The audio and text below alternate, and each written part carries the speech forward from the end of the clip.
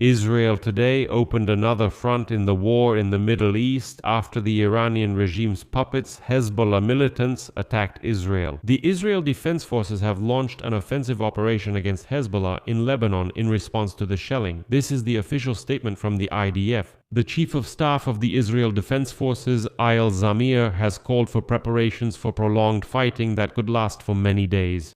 At the same time, it became known that Israel and the United States wanted to attack Iran weeks earlier, but postponed the start of the operation.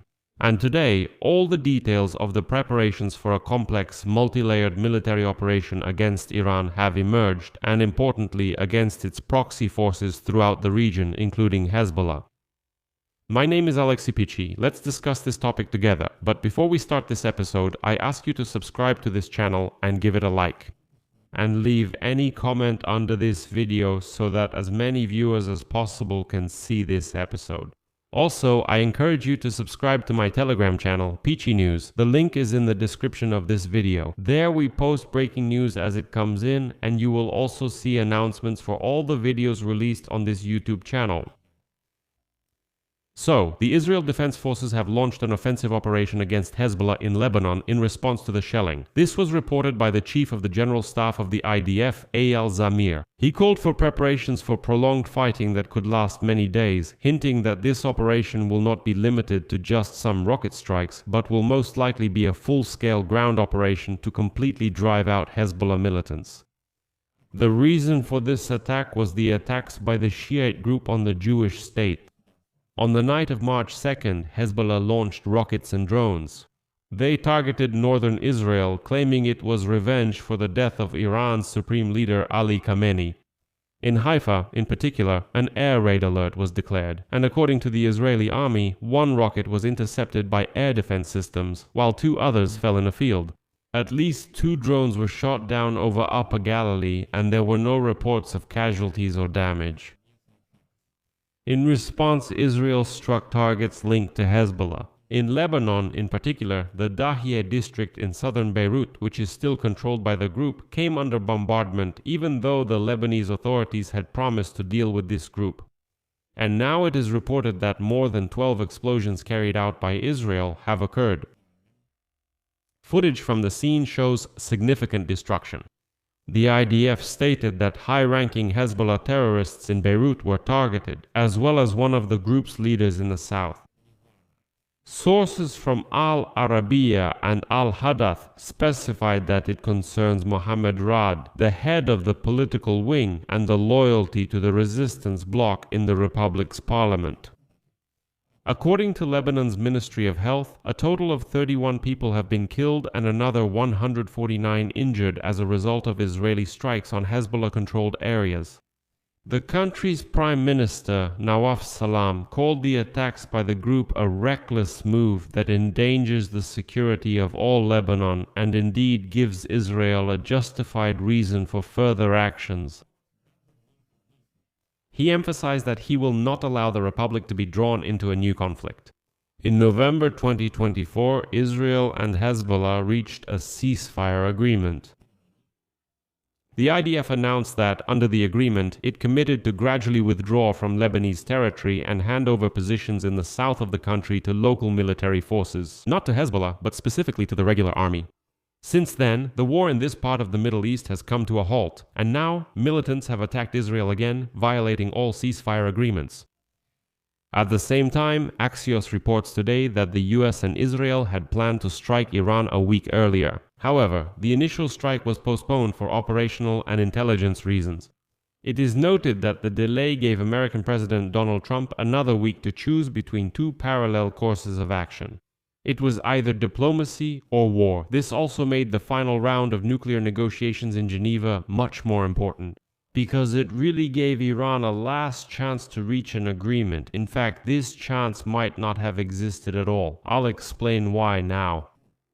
After the second round of negotiations between the US and Iran ended on February 17th without significant progress, American and Israeli military forces were preparing to launch strikes in just 4 days on February 21st, and the next round of negotiations took place on February 26th.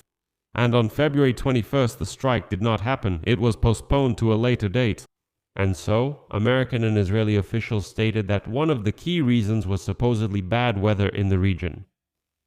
Another Israeli official stated that the delay was mainly due to the American side, and it was related to the need for better coordination with the Israel Defense Forces. The first strike was planned in order to attack Iran's supreme leader Ali Khamenei along with his sons, as well as several gatherings of high-ranking Iranian officials.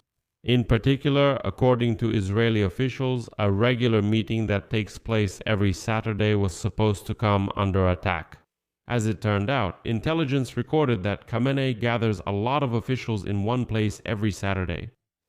So why not strike there?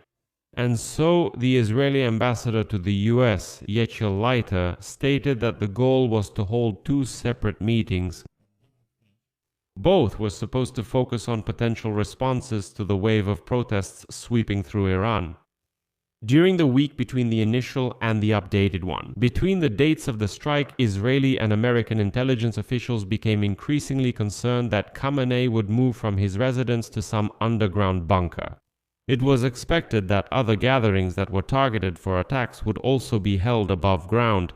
The US and Israel wanted to signal that there was no imminent strike so that Khamenei and others would not feel safe. And a senior Trump administration official said he was surprised that Khamenei was not hiding underground. That was really very strange. Overall, I've already said that this ideology, this ideological theocratic regime, is dangerous for the very participants of this regime, because they firmly believe that higher powers will protect them, that it's honorable to die. The delay also created space for another round of negotiations that was planned. In Geneva, however, there are disagreements about what was actually discussed at that meeting in Geneva between the Americans and the Iranians.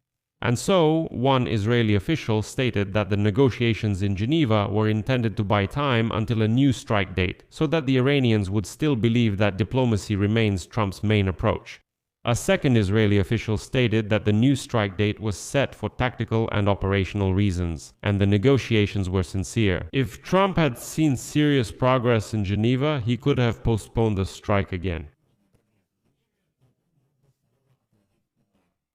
Two American officials also denied the claim that the negotiations in Geneva were a trick. According to them, although Trump's envoys Jared Kushner and Stephen Witkoff were very skeptical about the chances for a deal, they were not just pretending to deceive the Iranians, they were actually negotiating. When the morning session ended, Kushner and Witkoff returned with the final American proposal. In particular, the document included demands for a 10-year moratorium on uranium enrichment by Iran and then the symbolic creation of enrichment facilities.